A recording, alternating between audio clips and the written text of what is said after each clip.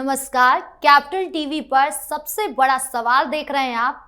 लखनऊ से एक शर्मनाक खबर सामने आई। समाजवादी पार्टी की एक महिला नेता ने बीएसपी प्रमुख मायावती को अपशब्द बोले हैं। सपा नेत्री का नाम श्रेया यादव है।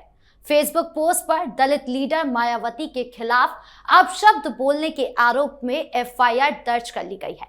महिला नेत्री लखनऊ की रहने वाली है। एफआईआर कृष्णानगर थाने में किया गया है। इस शर्मनाक घटना से अखिलेश यादव की राजनीति और दलित सम्मान पर सवाल उठ गए हैं। विवाद केवल एक सोशल मीडिया पोस्ट तक सीमित नहीं रहा, बल्कि व्यापक राजनीतिक बहस को जन्म दिया है। सबसे बड़ा सवाल है कि क्या समाजवादी राजनीति के केंद्र में केवल यादवों की दबंगई है? दलित अस्मिता को रौंदने क्या पीडीए वाली राजनीति का हिस्सा है? इसी मुद्दे पर चर्चा के लिए मेरे साथ स्टूडियो में मौजूद है कैपिटल टीवी के editor in chief doctor Manish Kumar. Sir, आपका बहुत बहुत स्वागत है। धन्यवाद। सर, ये शर्मनाक घटना कैसी है? देखिए, कोई नई बात थोड़ी समाजवादी पार्टी के लिए।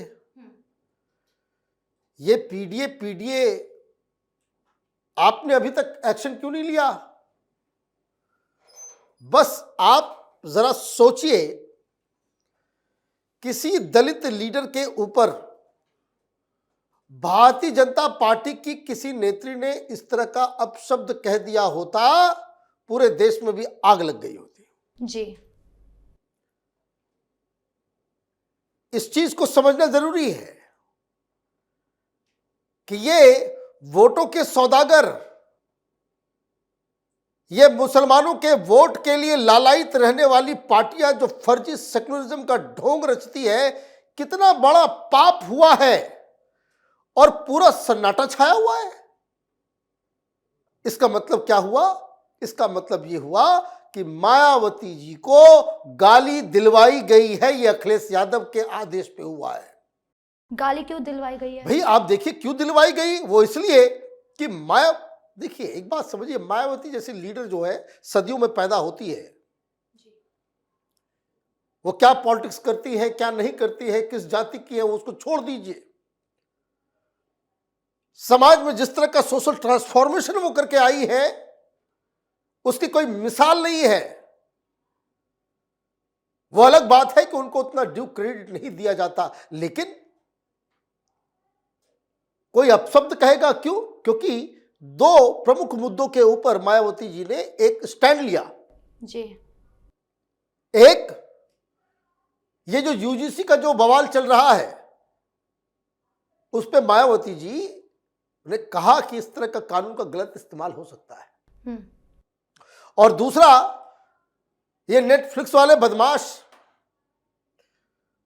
वो घुसखोर पंडित जी, वो जो आ रहा है, उसके ऊपर भी उन्होंने जो है नेटफ्लिक्स के खिलाफ जो है बयान दिए। सच पचता नहीं है समाजवादियों को। समाज को, हिंदुओं को जोड़ने वाली भाषा पसंद नहीं है इनको। आपने ऐसा अपशब्द कर दिया कि मायावती जो है ब्राह्मणवादियों की पता नहीं क्या क्या, शर्म आती है। उसको बोला भी नहीं जा सकता। और कोई छोटा मोटा कोई हो, सोशल 50,000 फॉलोअर है उसके जी। तो जैसे ही ये मामला बना, श्रेया यादव को तो पार्टी से तुरंत निकाल देना चाहिए। तो ये बताता क्या है? कि बताता है मानसिकता। ये पीडीए ये जो डफली बजाते रहते हैं, ये पीडीए सिर्फ ये वोटों की जादूगरी है, कोई इंटेंट नहीं है, कोई इनके अंदर उस तरह क्या। वो क्यों है? देखिए, वो घृणा, जैसे प्रधानमंत्री मोदी को गाली देते हैं ना सब लोग,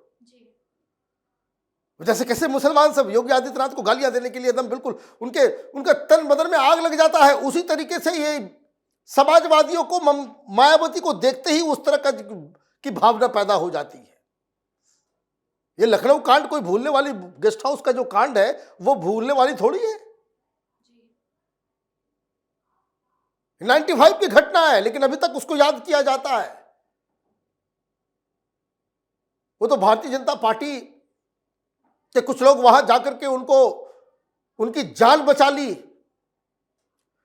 वरना हिंदुस्तान की राजनीति में एक ऐसा काला चैप्टर, हालांकि अभी भी काला ही है, वो समाजवादी जो है वो कर जाते हैं। बड़ा पीडीए बना करके घूम रहे हैं। ये करगल में क्या हुआ था? ये करहल के अंदर में एक दलित महिला ने कह दिया कि नहीं वोट करेंगे, मर्डर हो गया उसका। मायावती के लोगों और दलितों को चुन चुन के प्रताड़ित किया गया। जब अखिलेश यादव मुख्यमंत्री थे 2011 से 16 तक, आप इतिहास खंगाल के देखिए, कोई भी मुसलमान किसी भी दलित की जमीन को कब्जा कर ले, कंप्लीट दबंगई, गुंडागर्दी। तो दलितों के साथ और मायावती के साथ आप इस तरह की बातें करेंगे तो क्या हुआ? तो ये जो पॉलिटिकल संस्कृति है समाजवादी पार्टी की, ये छोटा मोटा मसला नहीं है। और पता नहीं, सरकार को और पुलिस को इसमें तुरंत एक्टिव होना चाहिए और श्रेया यादव को तुरंत गिरफ्तारी की जानी चाहिए और यह भी तहकीकात करनी चाहिए भाई किसने कब क्या, किसकी सहमति से, किसके आदेश पे इस तरह की बातें लिखी गई।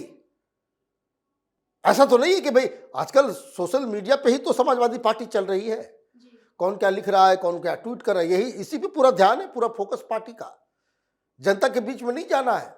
और उसके बीच आपके एक प्रमुख नेत्री इस तरह की बातें कर देती है, तब तो एक्शन आपको लेना चाहिए था। एक्शन नहीं ले रहे, इसका मतलब है कि कोई प्रपंच, कोई प्रोपेगेंडा मायावती के खिलाफ, दलितों के खिलाफ जो है वो जारी है। अखिलेश यादव चुप है? नहीं, चुप क्यों है?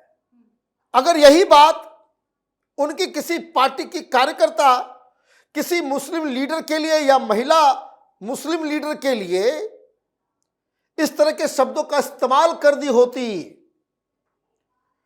अखिलेश यादव अभी पूरा आसमान जो है वो सर पर उठा लिए होते जी। पता नहीं क्या कर दिए होते। अभी तक मायावती को गाली दी जा रही है तो मुंह में दही जम गई है।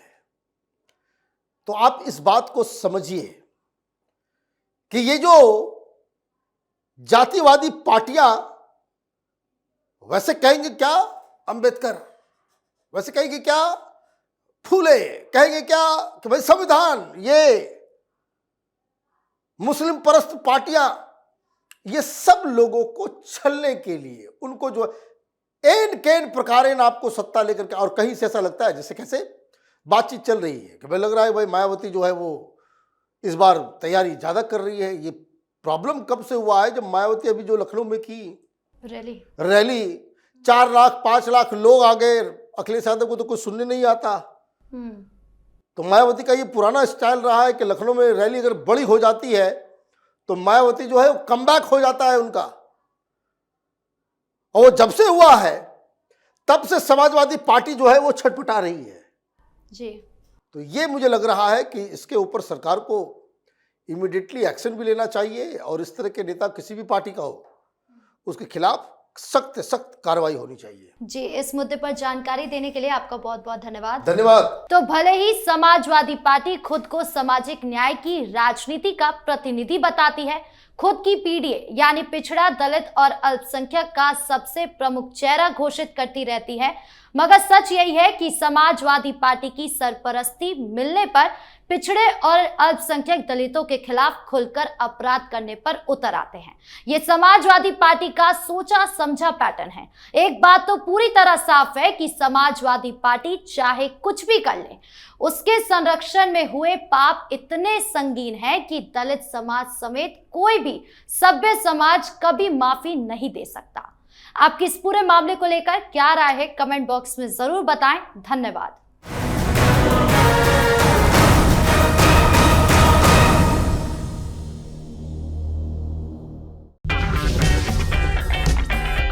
अगर आपको हमारा वीडियो पसंद आया हो तो इसे लाइक करें, हमारे चैनल को सब्सक्राइब करें और हाँ, बेल आइकन दबाना ना भूलें ताकि आप तक हमारे वीडियो की नोटिफिकेशन पहुंचती रहे।